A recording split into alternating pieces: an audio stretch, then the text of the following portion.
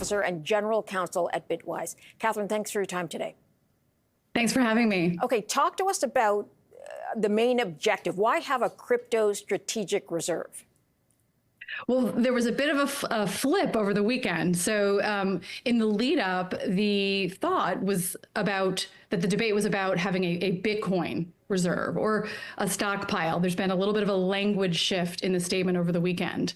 And over the weekend, additional assets were added to this potential stockpile or reserve. But as always, the devil is in the details around the debate. Is this going to be a scenario where the government is going to be purchasing these assets? Is it going to be a scenario where seized assets will become part of the stockpile? Or is there another scenario considered where some sort of formula where taxpayer dollars could be received in crypto and those could be maintained? So there's there's a swirl around the debate now in terms of what did this statement really mean. I think largely it's been somewhat panned so far, but again, the devil's in the details. So it'll be interesting to see with more debate, more dialogue, what the thought process is for some of those details and how this reserve or stockpile would come to be. And that's really where the information is needed to have a better assessment of the debate around this entirely. Yeah, you know Donald Trump likes to do that, right? Bam, and then let me tell you the details when I tell you the details. So it could be, we don't know how far down the road. A couple of things. What is your take on the makeup of this stockpile or this reserve in what Donald Trump has sort of put out there?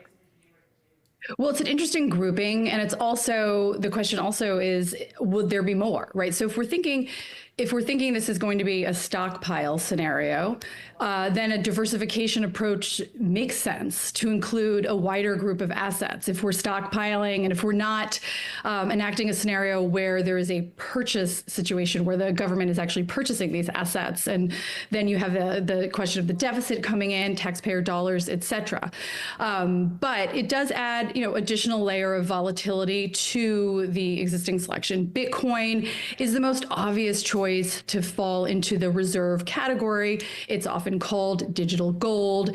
It acts more like a reserve type asset. So, and even with just a Bitcoin reserve, there's been a lot of debate around, does it make sense? Does it not make sense? I've participated in a lot of those conversations in DC. There are pros and cons. When you then layer in additional digital assets, then the question becomes, oh, wait, now there's more. And some of those assets, they don't act like a digital gold. They have different functions, different functionality. And when you kind of add that into the pile, the question becomes, okay, what are we trying to achieve here? So I think we need to have more details about what is the ultimate goal, right? Because we could sit in a room and have plenty of smart people sit down and say, okay, if we were thinking about every type of asset as a nation, we would want to have a stockpile of or reserve, there would be different categories. And I could see an argument for diversification to include more digital assets. But again, I hate to say it again, but the devil is in the details in terms of how foundationally and structurally you're going to obtain that stockpile or reserve. Okay, so can you give me an example of a digital asset that has been included on the list?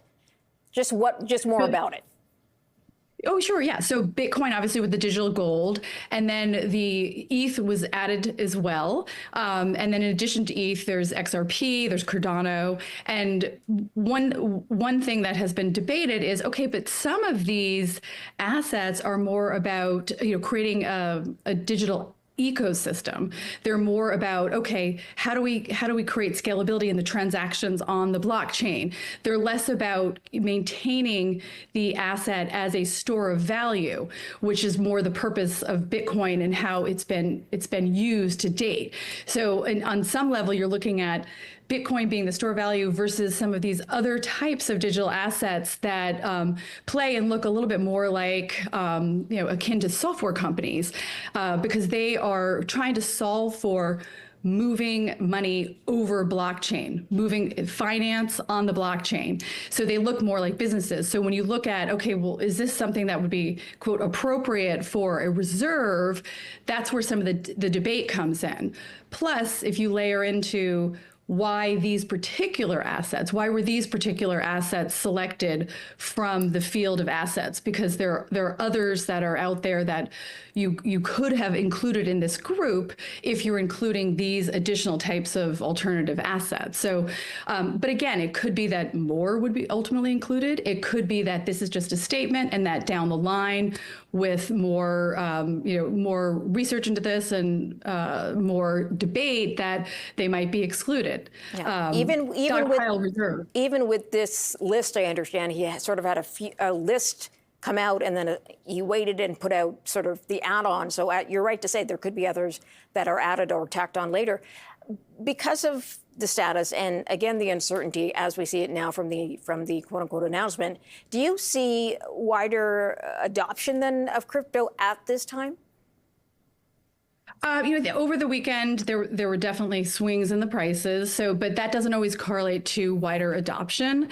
I do think if putting together a planned approach to having a stockpile definitely helps with the kind of network effect and the institutional acceptance of the assets, which is all helpful for each of these assets ecosystems.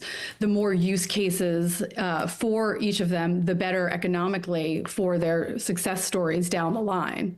All right, we do have to leave it there. I'm out of time with you, Katherine Dowling, but thank you very much for your time.